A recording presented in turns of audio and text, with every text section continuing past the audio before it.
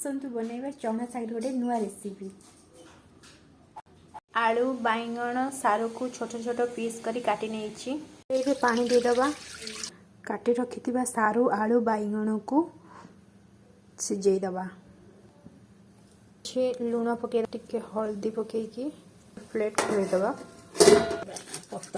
शागटा कटा चली तेल देकी सोरिष बटा रसुण पियाज मस्का देदबा।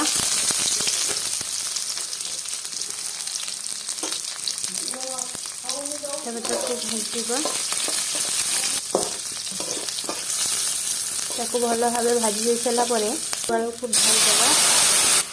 गोलेदबा भल भाव तापर शाग को पकईदबा। गोलेदबा भल भाव अल्प टिके पानी देदबा। शाग आमर हो आसलानी तो हो गला चना शाग।